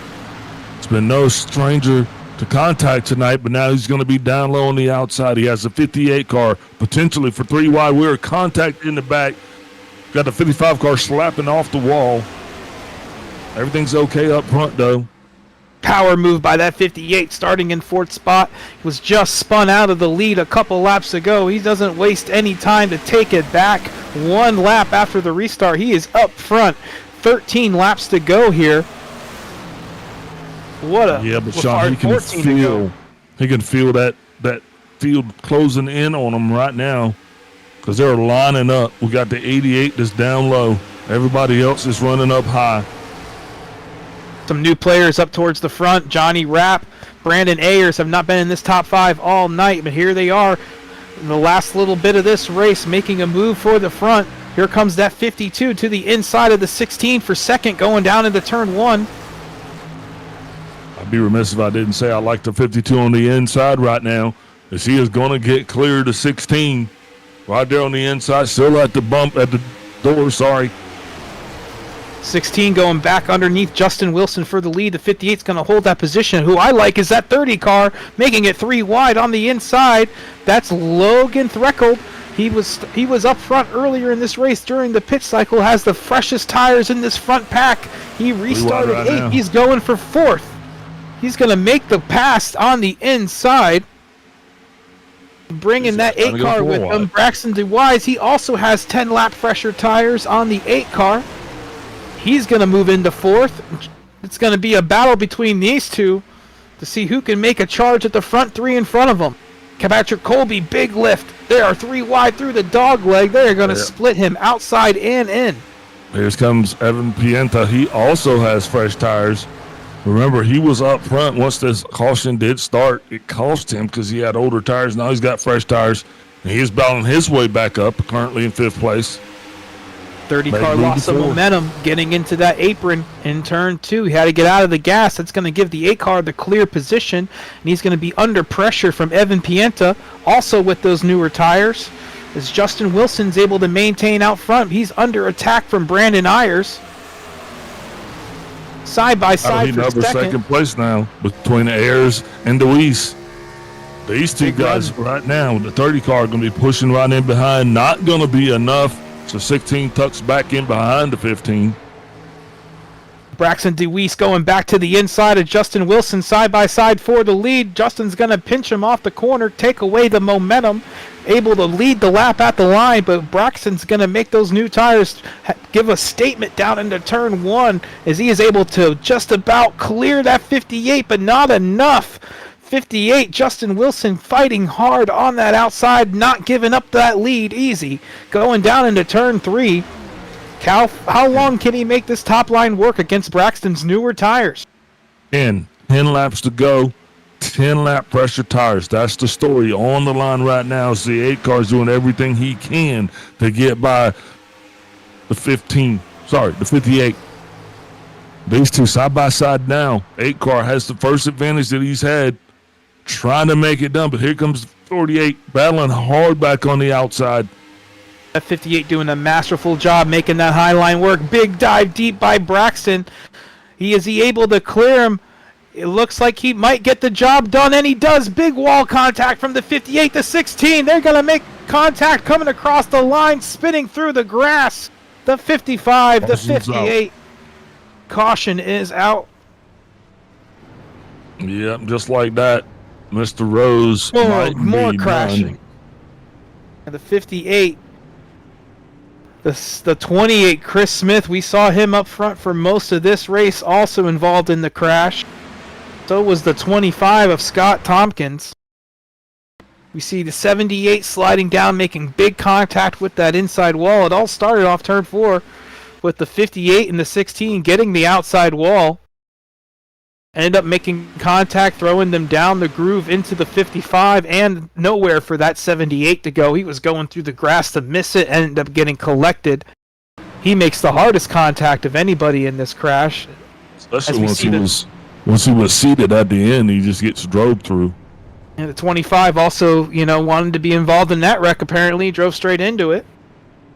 So that's another car involved. He's going to be done for the night, I imagine. His front wheels are pretty torn up.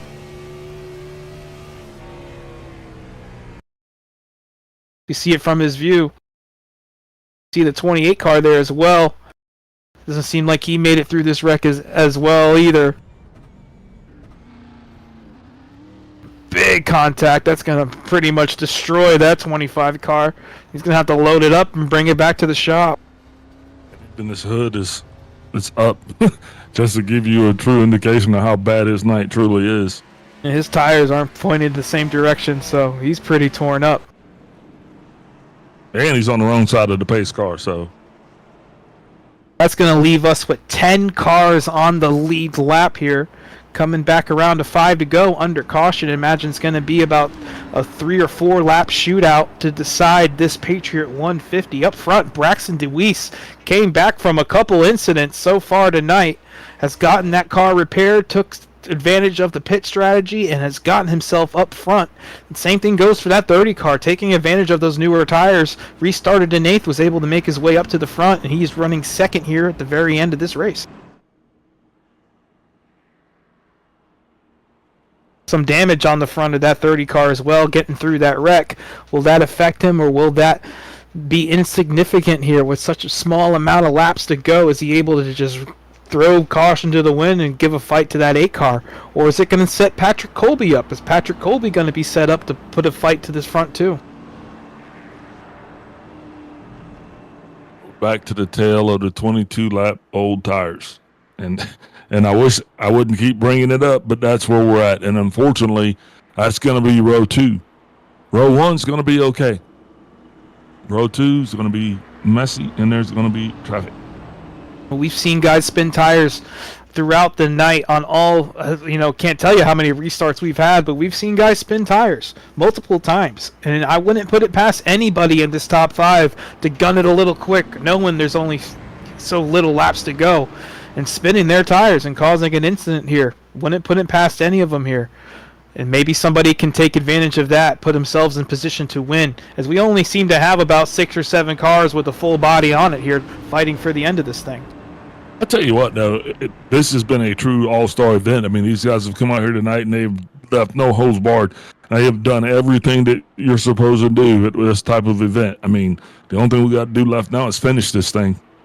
How many cars have led this race, too? We've had so many different leaders, so many fights for the lead, so many 3, 4 wide. It has been one heck of a show from start to finish. It hasn't been boring at any point in this race, that's for sure. Right, Big Al? No, it has not. Definitely been one for the books. Going to be coming back around, 4 laps to go. That is going to be the last little run to the checkered. Hopefully, there's still going to be potential for a green-white checkered if we have another incident. But I think with 4 laps to go, I think these guys might keep it together and give ourselves a great show for the end of this race. Yeah, I hope so. And I mean, I think no matter what, one flag's going to come out. And depending on the timing of that flag, it might be the last one or it might be accompanied by another one. So that's what we're watching. That's what we're waiting to see. Pace cars off and away. 8 car leading us right back through this guy called Restart Zone.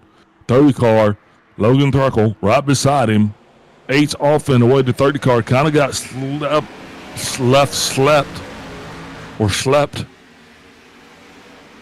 8's down and away. Big action going down. As you got the Euro 88, he is now coming down into second place. This line is working itself out a lot faster this time as the 8 goes back up high. He is going up to try to block. Stop the run of the 30. The 88 still down on the inside. 30 car is going to have the run. He's going to be getting a high run off the outside. Especially as they come through the trifold, still trying to close the distance to the 8 car, not having any luck. Right now, the story is Braxton DeWeese is driving off with this thing, slowly taking his bag, leaving the building. The 88 car got his hands full, battling for second place. Battle heating up now for third. That damage seems to be affecting Logan in that 30 car. Restarted second, has not been able to get the car to turn off the center of the corner, has lost time coming off the corner so far, and he's going to lose the 3rd spot to Johnny Rapp, trying to make a move for second here behind Patrick Colby as Braxton DeWeese driving away. Got 2 laps to go. Waiting on that white flag. If they could make it around this time, the next flag will end it. Still racing, battling, continuing. Here comes Johnny Rapp for second to the outside of Patrick Colby. He got a little bit loose, had to get out of the gas in the center of the corner. Patrick's going to clear him. Coming through the white flag, though, is waving. Braxton DeWeese down into turn one. The big gap over Patrick Colby.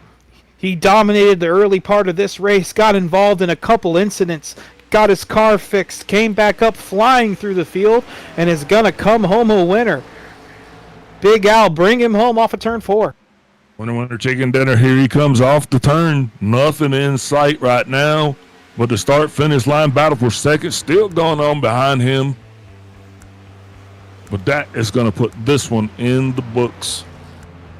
Braxton DeWeese, the number 15, your winner here tonight in the Patriot 150.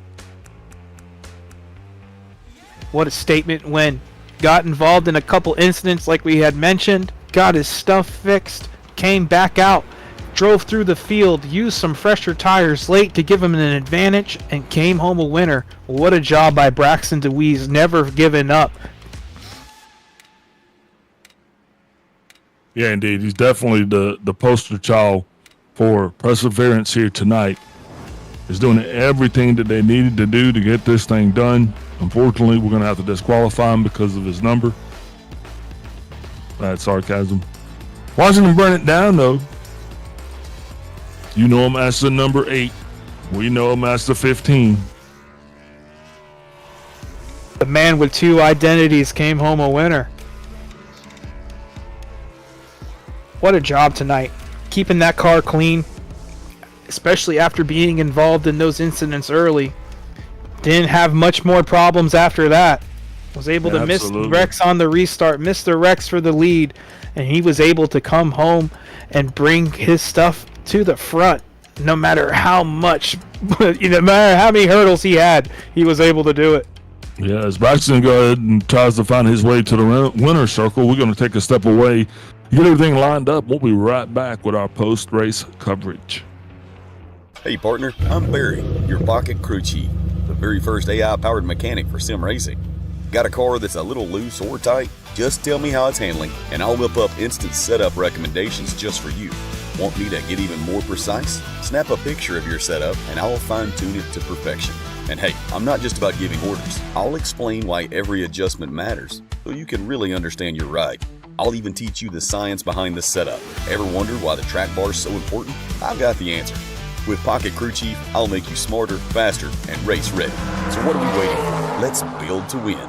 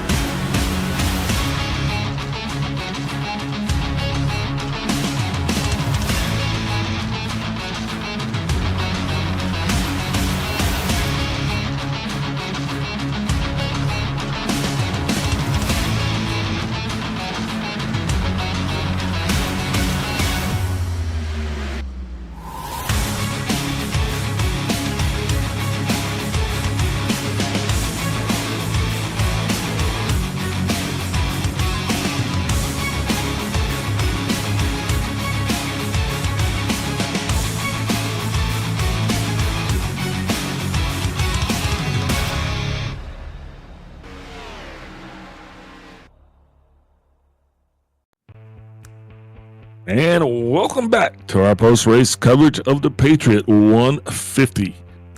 We are joined in the booth by none other than your winner of tonight's event. We're going to go ahead and post the results real quick, but we got joined in the booth with us, the winner of tonight's event, Braxton DeWeese. Second place, also Patrick Colby will be with us, and then we'll have Johnny Rapp. Logan Treckle comes in fourth. Tim Lickert, fifth. Sixth place, Josh Ward. Seventh place, Brandon Ayers. Eighth place, Justin Wilson. Ninth place, Derek Fouquet. And 10th place, Paul Thomas. 11th place is going to be Evan Pinetta. 12th is going to be Robert Brobst. 13th, Jake Mackey. 14th, Scott Tompkins, who led much of this race. 15th, your pole sitter, Ryan Rose. 16th, Chris Smith. 17th, Ellis Thomas. 18th, Benson Weaver. 19th, Steve Vest. And 20th, Patrick O'Toole. That's going to put 21st with Joseph Stankiewicz, James Danworth, Scotty Sobchak in 23rd, Ryan Chase Berry in 24th. 25th place shows Max Cost. 26th, Ryan Andrews. 27th, Brian Bros. Levi Cox in 28th, Chris French in 29th, and Matthew Cisna rounds out the top 30. Nathan Gentry is going to come home 31st, and in last place is going to be Rye Jones, 32nd. All right, now, without further delay, we got Braxton DeWeese. Braxton, Big Al up in the booth, you got me. Yeah, I hear you. You got me? I got you loud and clear, boss man. Hey, this was definitely a battle. This was a 150-lap battle, and you had your hands full the whole time. From qualifying all the way through, what were your nerves like? I mean, were you thinking at the beginning that you even had a shot at being like in the top 5 or even winning this thing? Talk us through it. Yeah, heading into this, I didn't have as much practice time as I was wanting to, but we were just gonna be like, we're gonna use the practice time we have and just see what we can do with it. I was fighting a little bit more of the car being tight, just in general. Granted, with all the power, you can get a little bit loose off the corner. Just the way I was driving it, and what I needed to be a little bit quicker if it was an open setup was just a little bit more entry, a little bit more turn on entry and center. But we were able to make it work. We had some pretty good battles. You get up to the lead, and then there, you'd still have to hold off the guys behind. They get real good run on the top line, so you'd have to try to defend that. But we did an all right job of that, I'd say, and just happy to be able to, get the brakes that we did, get the car repaired, and the 4 of the cars up front in front of us there, the late race caution, one of them definitely helped us where we got the tires, and I was able to get back through there. I wanted to. I told somebody that was in. I told it was Cody Demers, actually. He was in the Discord with me. He's recovering from a concussion, but anyways, I was like, I'm gonna do the opposite of what they do, and if they all go down pit road, I'm gonna stay out, and if they stay out, I'm gonna go down pit road. So I'm glad that that's the choice they made and that we made. So definitely ended up working out for us, and glad we could be talking to you on victory lane. So that pit strategy, was that something you just came up with at the last minute, or is that something that you'd even thought about? Every time there's like a caution or something, I usually try to figure out what I want to do strategy-wise, not just right then and there, but what we're going to do in the future. I feel like every move that I make is definitely calculated for the next at least 1, if not 2 moves ahead of what we're going to do pitting-wise. So, I was like, I have this extra set of tires. We have 30 laps. I feel like there's going to be another caution at one point, just because when we had gotten fresher tires throughout the race, it was a lot more racier, and it probably didn't even go about 10 laps, and there was probably a caution. So I was hoping there was going to be one, and it went about 9 laps, which was right in the ballpark of where I needed it to happen. And I'm glad that I projected that, and I was able to get that. And like I said, happy to be talking to y'all. Going into tonight, I did not really expect me having a shot to win, maybe top 5 if I had hit all my marks. But stuff happens. Just how you can capitalize and rebound from them. You definitely played your pieces the right way, coming out victorious, man. And we were watching you, especially going towards that last iteration. And once you get up there at the end of that thing, once you got 10 laps to go, we're coming under caution, and your nerves are all over the place. what was going through your mind, and were you just willing to risk it for everything? I mean, you made it that far, and you've been patient, and you still did display a lot of patience. But when you got that launch, I think you really knew that you had it wrapped up, didn't you? Yeah, as long as you hit your marks, you know, you can hit that apron a little too much and spin you around. And there was a few times that almost happened to me, but you know, I was able to be on there to get my car to turn a little bit more to help me, and just hit my marks there like I needed to be able to get that little bit of a gap and keep it and come home with the win. It's just all about hitting your marks. You know what you got to do in that situation. You don't need to overdo it. Don't underdo it too much. Just do what you need to do, and you know, you got the clean air. Use that to your advantage and try to come home with that win. Hey, congratulations to you once again. Enjoy your trophy, man. Who you shouting out tonight for your victorious stance here at the Patriot 150? Well, first of all, big old shout out to Happy Hippie Karaoke. It's the first time we've had them on the car, so to be able to go 1-for-1 so far with them is pretty cool. I appreciate all of them over there. Happy Hippie. They do karaoke on Monday and Thursday nights at the local Good Time Charlie's downtown Miamisburg. So, you know, once we get a race car with the logo on there, we're going to take that car down there for karaoke nights and try to get a couple more people down there, sing karaoke, see the car, just have good times, talk about racing and all of that. So I appreciate them. We have some really exciting news a brewing, so it's going to be pretty cool. I'm happy to start this relationship off like this, but also a big shout out to Interstate Ford, 3 Dips Ice Cream Shop, Allen's Arts Images, Bennett's Publical, James on Main, Deweese Renovations, Elevated TV of Cody Deemers. He actually races a Thunder Roadster, and that's what I was talking about, out of concussion. So hopefully old Mr. Airhead can feel better soon. But also a big shout out to Unrivaled Innovation, Short Track Report, Screaming Tires Media, Booth 34 Diecast, Blaze Designs, F. Pinata Designs, Chance 3 Design Shop, and Bullet All Coffee Company. I believe you can still use Back Survive for 10% off over there. I'm not too sure. I don't even know, but it's there. So I appreciate y'all. Looking forward to going back and seeing this. It was definitely racy for my seat. Definitely, man, and you did not disappoint. I think you're going to like what you see. Good luck to you, man. God bless, and we'll see you next time. That's your winner, Braxton Deweese here of tonight's Patriot 150. Standing by with our second place finisher, Mr. Patrick Kobe. We have Sean Signor. Hey, how's it going? Hey, what's up, Patrick? Second place tonight, man. You survived the race of attrition. How did you feel heading into tonight, man? You had a lot of stiff competition, getting involved in wrecks and stuff like that. Did you feel like you had a second place car heading into this thing? I really didn't know what I had. This is the first time I've ever been in this car. I've been around this group of guys, so good group of guys. Just didn't really know kind of how it raced, and took more of a feeling out process the whole race, but hey, it worked out. Yeah, big spirited battle there coming to the line with Johnny Rapp in that 52 car.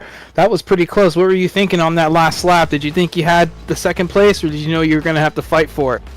I knew if I could just be in his way enough, kind of coming through, that I could probably hold him off a little bit. I knew he was way faster, so I kind of gave him the bottom going into 3 there, and hoping maybe I could just get a decent enough run out of the corner to hold him off, and I did.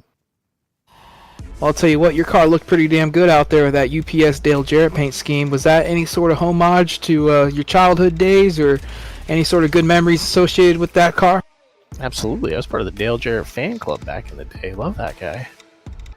Hey, that's pretty cool, man. Anybody you want to shout out for your second place run? Yeah, absolutely. My wife, who supports me, and our little baby Cameron, who just turned 1 2 days ago. So always love having them around and seeing their support. Congratulations on your podium finish, second place tonight. Great job out there, missing all the calamity and stuff like that. We'll have to see you next time. Absolutely. Thanks, guys. I'm going to throw it over to Big Al with our third place finisher, Johnny Rapp.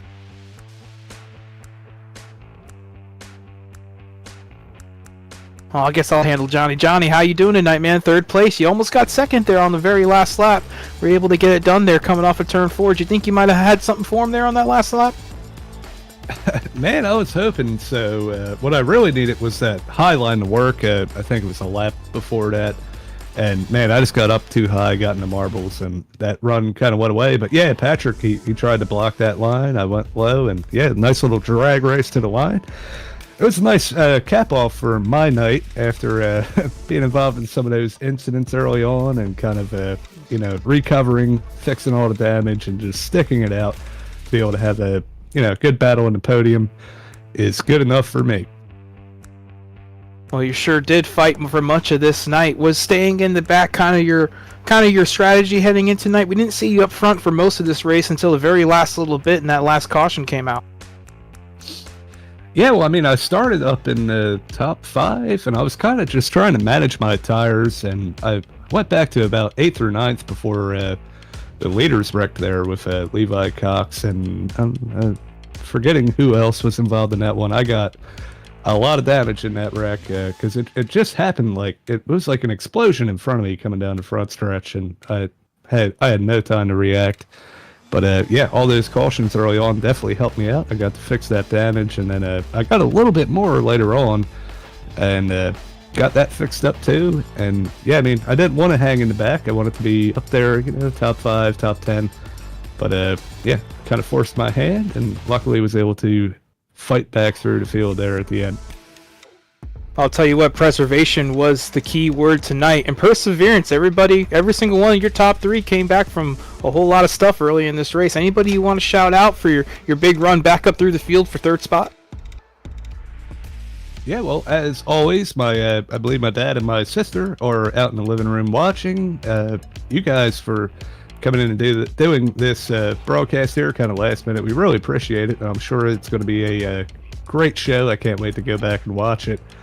I do want to apologize for the amount of cautions. Maybe it should have been a little bit of a cleaner race. Nobody likes calling pace laps, but we did still have some decent runs in the middle there. Everybody that showed up, really good field for off week, 4th of July type of deal. So thank you to them. Everybody that helps out with Spark Racing League. Robert, Scotty. This is kind of Scotty Sobzak's idea to run this race, and yes, a definitely good turnout and everything. So cool deal with that. We're giving away a gaming mouse from High Ground, thanks to Scotty after this, and yeah, I mean, everybody watching, everybody tunes in. It's a cool deal, and we appreciate all the support. Is there a way we can work something out for that raffle, man? I need a new mouse, Just messing with you. Great job tonight, dude. 3rd place finish. With all those cautions, it was exciting, I must say. Don't apologize. We love excitement up here. Great job tonight. You guys put on a hell of a show. Hey, well, we appreciate it. And yeah, thanks again for putting it on for us, As always, I'm going to send it back to Big Al for a little bit of the wrap up here. Hey, thanks again. Sorry about that. When I mute myself, I always find myself muted. So, great show again. That was Mr. Johnny Rapp right there coming in 3rd place. Also, we had your winner and the 2nd place. Got to give a shout out to those guys. Thanks to the league. Thanks for everybody coming out and support us. You got anything you want to say, Sean? Just an awesome race tonight. So many wrecks, so many different leaders, so many different strategies. Braxton DeWeese coming back from his incidents to win this race. Sure put on one hell of a show and a great impression for us. First time out here. Yes, indeed it did, ladies and gentlemen. Thank you for tuning in and watching this. And I'll tell you from the bottom of my heart, it was a great opportunity coming out here calling this race. It was pretty action-filled, a lot of cautions, but it just gave us something to talk about. Thank you for tuning in. Please leave your remarks in the comments. Let us know how you think we did.